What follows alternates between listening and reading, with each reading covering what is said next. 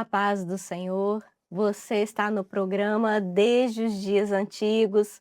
Cláudia, A paz do Senhor, Raquel. esse programa, como a gente sempre menciona, foi desenvolvido a partir de uma abordagem histórica com uma visão de mundo cristã, em consonância com a nossa confissão de fé, pois nós cremos que Deus é o Senhor do tempo e por Ele e para Ele todas as coisas foram criadas pela palavra do seu poder. Nos episódios anteriores, nós falamos acerca dos cuxitas e de outras civilizações da África. Hoje nós vamos estudar um pouco sobre os povos fenícios. A Fenícia era um território da costa leste do Mar Mediterrâneo, com cerca de 240 quilômetros entre os rios Litani e Arvad, povoado por populações de língua semítica, provavelmente originárias do Golfo Pérsico. Esse nome fenícios foi dado a eles pelos gregos, que mantinham relações comerciais com esses povos. Principalmente, esse nome é em referência ao corante púrpura produzido ali e utilizado para tingir os tecidos. Eles chamavam a si mesmos, esses povos fenícios chamavam a si mesmos de cananeus, pois era o território, habitavam o território de Canaã, onde atualmente se localiza a Síria, o Líbano e a Palestina. Os historiadores consideram que o desenvolvimento do território dos fenícios ocorreu por volta do ano 3000 a.C., com a fundação das cidades de Ugarit, Biblos, Tiro, Sidom e Bérytos. Foi da cidade de Biblos que derivou o nome Bíblia, pois ali era manufaturado o papiro, que era usado como a gente usa o papel hoje.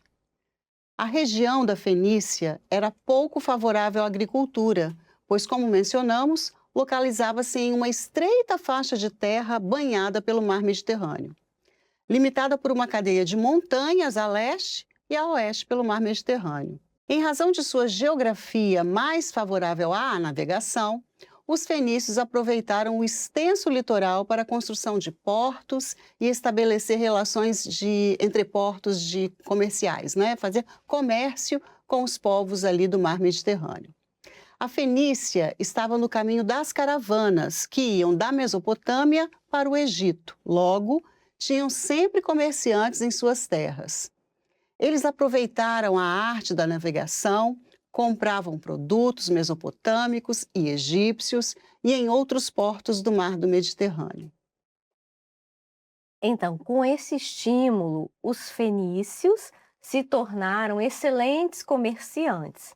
Vendiam tanto produtos de sua própria região, como madeira, cedro do Líbano, material do qual eram feitos barcos fenícios, e tecidos pintados com extrato de múrex, de cor púrpura. Múrex era um molusco, veja na imagem, desse molusco, então, era extraído a tintura para essa cor. E é utilizado, então, na confecção de tecidos de cores, Era um processo caro. Logo, os tecidos dessa cor se tornaram um símbolo de riqueza e de autoridade na antiguidade. Aliás, os tecidos coloridos eram muito caros na época. Lembramos de quando Jacó presenteou o seu filho José com uma túnica colorida e gerou inveja aos irmãos, já que representava um artigo importante. Embora não haja prova direta de que essa túnica tenha vindo do Líbano, há uma forte plausibilidade histórica por conta das rotas comerciais existentes no Levante. Caravanas de mercadores circulavam constantemente, inclusive os ismaelitas, que levaram José ao Egito, em Gênesis 37, 24 a 25. E tomaram-no e lançaram na cova, porém a cova estava vazia. Não havia água nela. Depois assentaram-se a comer pão, e levantaram seus olhos e olharam, e eis que uma companhia de ismaelitas vinha de Gileade, e seus camelos traziam especiarias e bálsamo e mirra, e iam levá-los ao Egito. É importante destacar que Gileade é uma região montanhosa a leste do Rio Jordão, hoje associada principalmente ao norte da Jordânia, mas ficava relativamente próxima da área do atual Líbano, dentro do grande corredor cultural do Levante. Os fenícios, eles não possuíam uma unidade política em todo o território. Na Fenícia havia cidades-estados e cada cidade-estado era liderada por um rei, que governava até a sua morte. Após a morte, o poder passava para os filhos ou descendentes próximos. As cidades-estados, elas tinham autonomia política, com governo próprio e leis específicas, mas eram pertencentes a uma civilização única de crenças, língua e valores comuns. A força marítima das cidades fenícias era considerada tão importante no exercício do poder que essa forma de governar ficou conhecida como talassocracia, que significa governar o mar. Termo bastante propício na forma de governar na Fenícia. Bem, vejamos no mapa, o mapa será projetado aqui, podemos ver as rotas comerciais estabelecidas pela Fenícia. Ó, essa linha vermelha que vocês podem observar são todas as rotas comerciais e aqui no cantinho nós vemos as cidades de Biblos, Sidom e Tiro. Os fenícios, eles não foram conquistadores e construtores de impérios. Não se interessavam em conquistar vários territórios, mas eles empenharam-se em dominar grandes rotas comerciais, como nós vimos. Negociavam com países distantes, acessíveis pelo mar Mediterrâneo, e implantaram várias colônias. E a mais conhecida, nós já citamos, é de Cartago, na costa africana. Um notável barco fenício encontrado na Espanha, datado de aproximadamente anos 600 a.C., foi o Mazarrón II, um exemplar único da engenharia fenícia. Veja na imagem esse barco. Você se lembra também que os fenícios tiveram um papel muito importante no desenvolvimento da escrita? Uma de suas maiores contribuições foi a elaboração de um sistema de escrita. Nós já vimos que no Egito o sistema era hieroglífico, que misturava sons e imagens. Os fenícios, eles desenvolveram uma forma de escrita mais simples, em razão da necessidade, então, de registrar as transações comerciais. Nesse sistema haviam 22 caracteres, com 22 sons, somente de consoantes. As 5 vogais que nós conhecemos foram incluídas posteriormente pelos gregos. Esse alfabeto fenício foi então difundido nas rotas comerciais e, ao longo do tempo, foram influenciando outros sistemas de escrita, como o alfabeto grego, o latino, árabe e provavelmente o hebraico e o aramaico. Essa imagem que vocês estão vendo é de um ostracon, com inscrições em fenício, que se encontra hoje no arquivo de Idalion, ou Sítio Arqueológico de Idalion, na cidade de Dali, em Chipre. A Bíblia, em diversos momentos, faz menção aos povos fenícios, principalmente durante o reinado de Davi e de seu filho Salomão. Já estudamos que o povo hebreu, após conquistar a cidade de Jericó, esteve por cerca de 300 anos no período dos juízes, até que eles pediram um rei para eles. Saul foi o primeiro rei, sucedido por Davi e após seu filho Salomão. Durante o reinado de Davi em Israel, Tiro era a principal cidade dos fenícios, governado por Hirão I. Em 2 Samuel 5:11, temos que Hirão, rei de Tiro, enviou mensageiros a Davi, e madeira de cedro, e carpinteiros e pedreiros que edificaram a Davi uma casa. Quando o rei Salomão foi construir o templo de Jerusalém e o palácio de Jerusalém, temos referências de que partes dos materiais teriam vindo das cidades fenícias.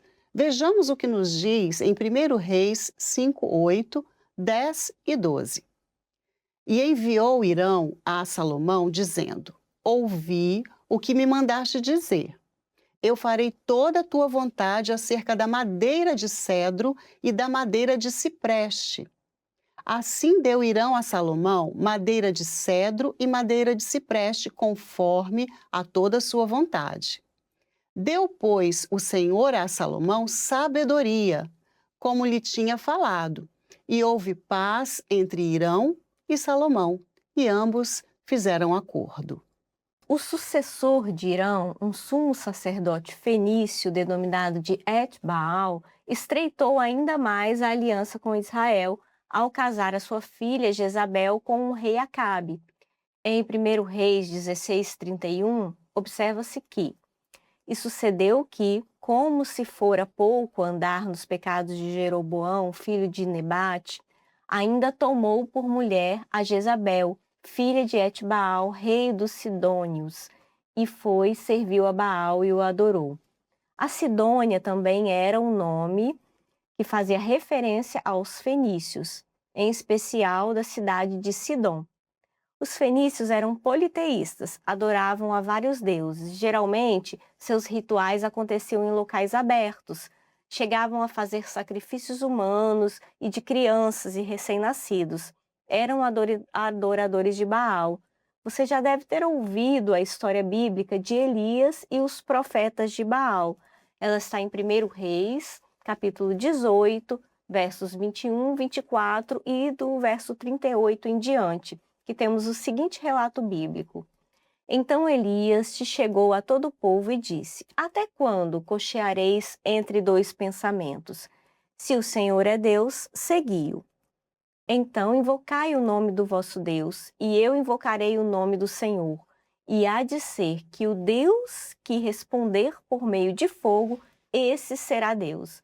E todo o povo respondeu dizendo: É boa esta palavra. No verso 38 temos: Então caiu o fogo do Senhor e consumiu o holocausto e a lenha, e as pedras e o pó, e ainda lambeu a água que estava no rego. O que vendo todo o povo, caíram sobre os seus rostos e disseram: Só o Senhor é Deus, só o Senhor é Deus. Maravilha. Por volta do século 8 a.C., a Fenícia foi dominada pelos assírios. Com o declínio do Império Assírio, as cidades fenícias voltaram a ter certa independência até o período do Império Babilônico. No período de Alexandre o Grande da Grécia, o macedônio, a cidade de Tiro foi dominada, mas tanto Tiro quanto Sidom foram cidades prósperas nos tempos helenísticos e romanos. Veremos acerca dos gregos e romanos mais adiante. No Novo Testamento, também encontramos menção aos fenícios. Em Mateus 15, 21 a 28, encontramos um texto em que Jesus visita as cidades de Tiro e Sidom. Você já deve ter ouvido sobre Jesus e a mulher cananeia, ou Ciro-fenícia. Séculos depois, mesmo sendo esta terra frequentemente ligada a deuses como Baal e Astarote, uma mulher daquela mesma região vai até Jesus em fé. Ela reconheceu a autoridade do Senhor Jesus e, mesmo não sendo judia, insistiu para que Jesus curasse sua filha e encontrou nele misericórdia, libertação e salvação. O diálogo difícil sobre os cachorrinhos nada tinha a ver com um insulto brutal, mas com a exposição pública sobre a fé daquela mulher. Havia um interesse do Senhor em fazer aquilo. A resposta da mulher cananeia é um dos momentos mais impressionantes dessa narrativa. Com humildade e inteligência, ela aceita a metáfora de Jesus, mas a transforma em uma declaração de fé ao dizer que até os cachorrinhos comem das migalhas. Ela reconhece sua posição como gentia, mas afirma que o mesmo, uma pequena porção da graça de Jesus, é suficiente para atender sua necessidade. Vamos ao texto de Mateus 15:28. Então respondeu-lhe Jesus e disse-lhe: Ó mulher, grande é a tua fé, seja-te feito como queres. E desde aquela hora ficou sua filha curada. A resposta de Jesus, por sua vez, demonstra a universalidade do alcance da salvação, que ele veio trazer para toda a humanidade. Como está escrito em Isaías 56:7, também os levarei ao meu santo monte e os alegrarei na minha casa de oração. Os seus holocaustos e os seus sacrifícios serão aceitos no meu altar, porque a minha casa será chamada casa de oração para todos os povos. Concluindo, e quantas mães, servas do Senhor, oram hoje pelos seus filhos? A fé da mulher cananeia nos inspira a perseverar, sabendo que Deus é fiel para nos responder. Estamos certos de que Deus é o dono do tempo, que de eternidade a eternidade Ele é Deus. Nos despedimos de você que nos acompanhou até aqui. Te esperamos no próximo episódio. A paz do Senhor. A paz do Senhor, Raquel, a paz do Senhor a todos.